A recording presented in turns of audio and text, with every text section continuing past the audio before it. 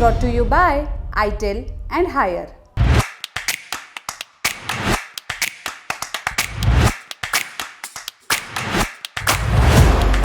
साल 1971 समंदर का एहसास कराती उफनती मेघना नदी, चौड़ाई इतनी कि दूसरा किनारा दिखाई ही न दे।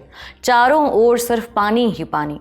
एक अभेद्य दीवार। नियाजी की सेना पुल उड़ाकर गफलत में थी कि भारतीय सेना अब आगे नहीं बढ़ पाएगी, लेकिन उन्हें यह एहसास नहीं था कि उनका सामना भारतीय सेना के उस जांबाज से है जिसकी आउट ऑफ द बॉक्स रणनीतियां असंभव को संभव बनाने के लिए मशहूर थीं। बिना पुल के मेघना नदी पार करना और दुश्मन के इलाके में सटीकता के साथ पैर जमाने का करिश्मा मुमकिन कैसे हुआ, और इसे अंजाम देने वाला था कौन? नमस्कार, मेरा नाम उपासना है और आप देख रहे हैं ऐतिहासिक किस्से कहानियों से जुड़ा हमारा रोजाना का कार्यक्रम तारीख, जिसमें आज कहानी ऑपरेशन कैक्टस लिली की। Let's do this. Fill it up. Let's do this now. साल 1971 तारीख 20 नवंबर 57वीं माउंटेन डिवीजन के commander major general BF Gonsalves ने अपने सभी ऑफिसर्स को इकट्ठा किया। आदेश मिला था कि उन्हें बॉर्डर पार कर ईस्ट पाकिस्तान में घुसना था। टारगेट था अखौरा, बांग्लादेश का वो शहर जो बिल्कुल भारत की सीमा पर है। ये शहर त्रिपुरा में अगरतला के करीब है। हालांकि काम इतना आसान नहीं जान पड़ रहा था। पाकिस्तानी सैनिकों ने इस पूरे इलाके की किलाबंदी कर रखी थी, लेकिन 57वीं माउंटेन डिवीजन को इसे कैप्चर करने में ज़्यादा जद्दोजहद नहीं करनी पड़ी। 5 दिसंबर को सैनिकों ने पूरे इलाके में पैठ बना ली। इसके बाद टुकड़ी का अगला टारगेट मेघना नदी के पूर्व में ब्राह्मण बारिया था। यहाँ पर कंट्रोल माने ढाका की ओर जाने वाले रास्ते पर कंट्रोल। 8 दिसंबर को भारतीय सेना ने यहाँ भी कब्जा जमा लिया। इस जगह से सिलहट की दूरी लगभग 135 किलोमीटर है। ब्राह्मण बारिया पर कैप्चर के बाद सिलहट में मौजूद 2 पाकिस्तानी इन्फेंट्री ब्रिगेड अलग थलग हो गई थी, क्योंकि यह आपूर्ति लाइन और सैन्य सहायता का यहीं से रास्ता था जिसे भारतीय सेना ने बाधित करके रखा था। अब सिलहट में तैनात पाकिस्तानी सेना को ना तो गोला बारूद मिला, ना ही खाना या दूसरी मदद मिल रही थी। नदी के इस पार का काम तो हो चुका था, लेकिन ढाका में बैठा दुश्मन अभी दूर था। बीच में उफनती मेघना नदी भारतीय सेना को मानो मुंह चढ़ा रही थी। ऐसा इसलिए क्योंकि सेना के पास नदी पार करने का कोई जरिया ही नहीं बचा था। पुल क्यों उड़ाया गया? दरअसल भारतीय जवानों ने नदी के इस पार पैठ जमाए बैठे पाकिस्तानी सैनिकों के कूल्हे सेक दिए थे, और जब इस बात की भनक पाकिस्तानी सेना को लगी तो उन्होंने मेघना नदी पर मौजूद अशुगंज पुल को उड़ा दिया, यानी कि उन तक पहुंचने का रास्ता ही खत्म कर दिया गया। अब मेघना नदी के बारे में खास बात यह है कि इसका नाम सबसे चौड़ी नदियों में गिना जाता है। 1.5 किलोमीटर चौड़ी इस नदी के एक पार खड़े होकर अगर आप दूसरा छोर देखना चाहें तो ये किसी समंदर सी लगेगी। इतना ही नहीं, अलग अलग जगहों पर इसकी चौड़ाई भी और बढ़ती गई है।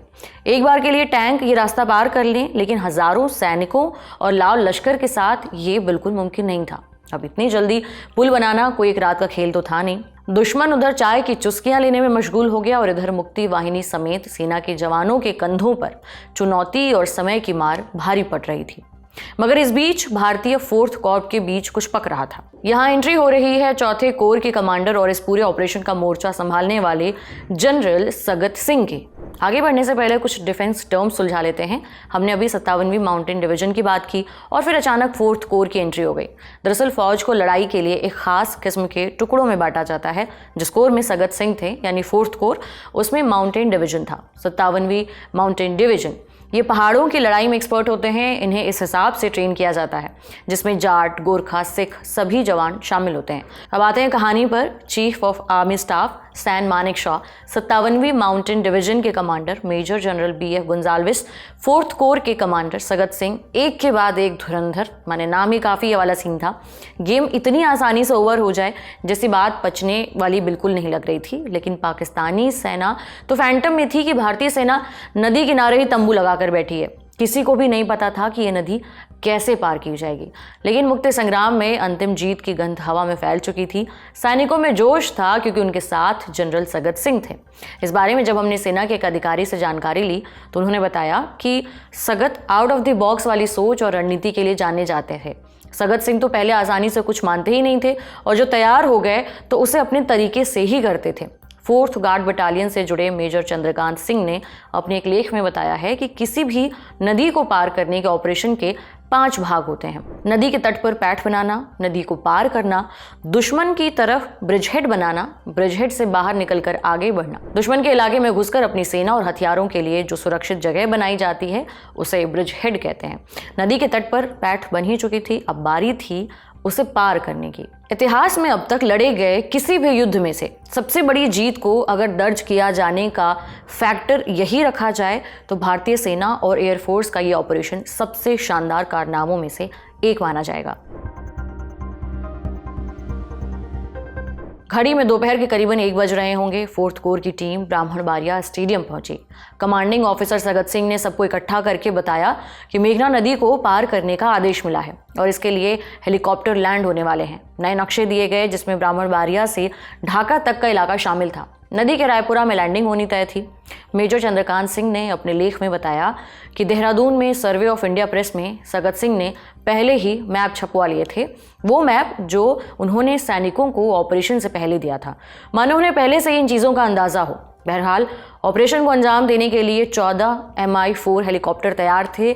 अब लैंडिंग की तैयारी करनी थी। एक हेलीकॉप्टर में 14 जवान और 3-4 बंगाली कूलियों को सवार होना था गोला बारूद ढोने के लिए। क्योंकि हेलीकॉप्टर में जवान और गोला बारूद थे इसलिए हेलीकॉप्टर के पेट्रोल को कम कर दिया गया। रास्ता महज 2 से 3 किलोमीटर का था। उस दौर में Mi-4 एक ऐसा हेलीकॉप्टर था जिसकी एज खत्म हो रही थी, लगभग ये एक्सपायर होने की कगार पर था। गोधुली बेला के दौरान 14 हेलीकॉप्टरों ने उड़ान भर ली थी। सूरज ढलने को था।